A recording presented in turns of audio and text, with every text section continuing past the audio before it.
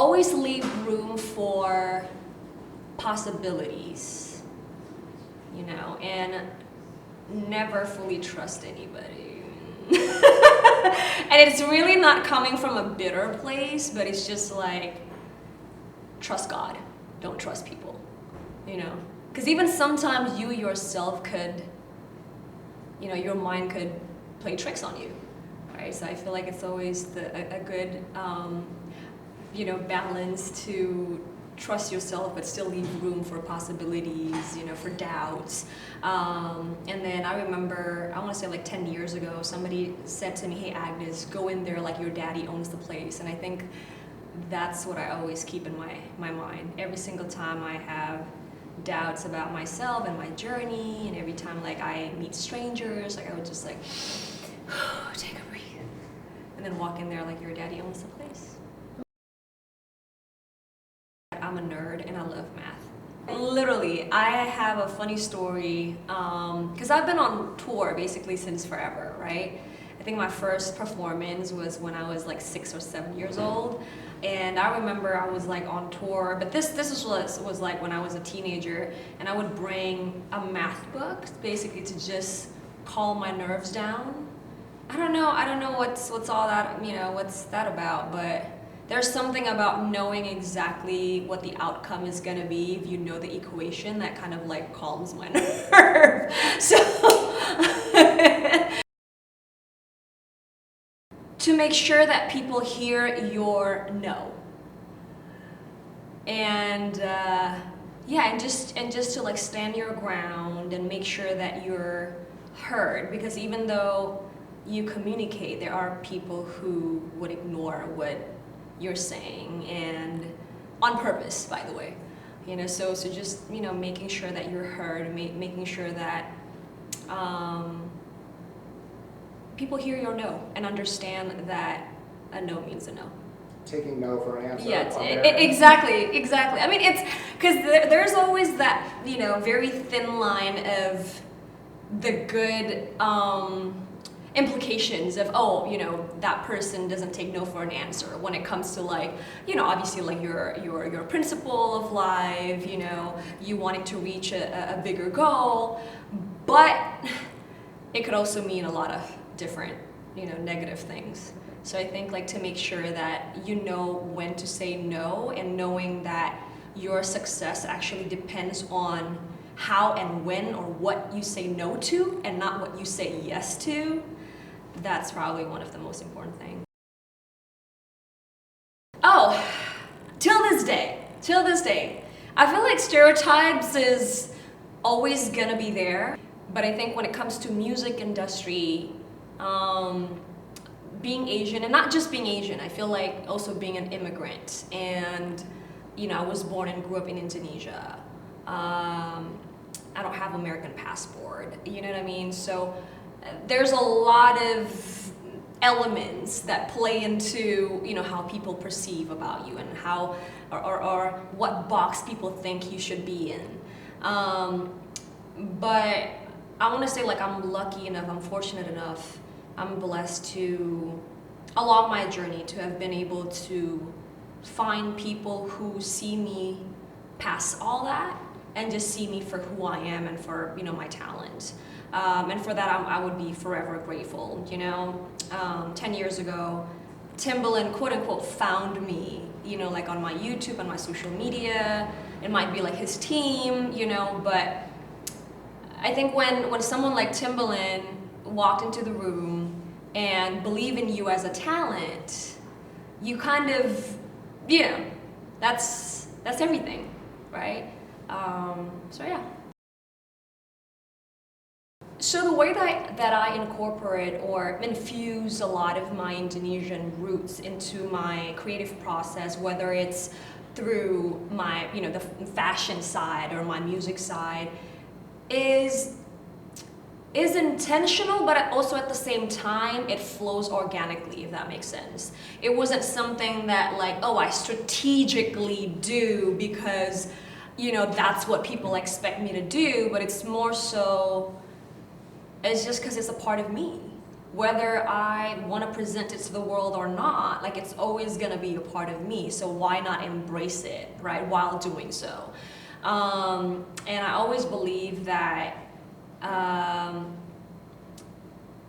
a lot of times people don't love it just because they don't know you and they don't know it. So for me, it's like, hey, you know, you might actually end up loving my culture because I introduce it to you the way that you know, people would like it. Like, for example, if I go everywhere in my traditional dress, then people would look at me crazy. But if somehow I infuse a lot of those elements into a more like modernized fashion, then it's easier for people to, you know, to understand and, oh, okay, like I get it. And that's the reason why my first international single with Timbaland and T.I., Cold Bottle, I was wearing a whole like full-on traditional outfit, but the way that I carry myself in that music video was really like, you know, it's swaggy, it's me, it's AGNEZ MO, so it still represents me as an individual. And I think that's the reason why people, you know, my fans or people who watch that music video knows that it's the authentic me, and it wasn't like me trying, you know, too hard to introduce my roots. You're not wearing a costume. Yeah, exactly. It's just you. Exactly, it's not a costume for sure. I give a fuck, but at the same time I don't give a fuck. You know what I mean? It's like, I give a fuck about my art, and I give a fuck about being who I am and present the full AGNEZ MO to the world, but also at the same time, I don't give a fuck if that means it somehow, quote unquote, offends you in a way. Because you know, like how sometimes people look at you and you don't do anything to them and they just offended because you are just you. So I don't mind that, right? It's like if I have to be in this world and make something or someone a little uncomfortable just because I'm a little different than who they are or what they expect me to be, then so be it. And I think like it stems from, I don't know, me embracing my weaknesses and my strengths at the same time, and being able to like forgive myself for my weaknesses. And hopefully I don't get too deep into this, but it's like, it's important, right? Especially for an artist. You know, it's you come from this deep, vulnerable place. You need to be able to like get in touch with your vulnerable, the deepest, you know, your deepest secrets, and somehow present it to the world through your music or through paintings, through, you know, visual, anything, and then be ready for people to judge you because that's a part of your life that they might not understand. And if you don't learn to forgive yourself in the process, you'll be crazy. You know, you'll be crazy. Like when people right now these days, people judge you for having pimples and pores, you know, in your photos. So yeah. You have to be good on a base level. In order Yeah, exactly. And again, like what I said earlier too, I always remind myself that, look, your identity is not what you do. What you do and who you are as an artist is a part of you, but it's not your identity. You know, you as a human being, you as a person, that is bigger than you as the artist. So for me, taking care of my mental health, and that's the reason why, like, taking care of your mental health as a person should be the #1 priority. Because again, if you're not healthy as a person, you will never be able to, you know, present your art the right way. Yeah, because I remember, you know, like I was getting bullied in school, you know, just for the status that I had, you know, being under the spotlight, which, you know, understandably so. When that happened, like I had to go back to, I guess, quote unquote, my drawing book, right? And unfortunately and fortunately, I had to ask this question at such a very, you know, young age. What do you want to be? Who do you want to be? Just as a person. And I know that God put me in this position not to just, you know, be bullied, You know, like I think in order for you to share the message that you can be who you are and you can be successful no matter how much you get bullied and how much like people, you know, talk shit about you, how much, you know, people don't believe in you. Like it's bigger than just my music.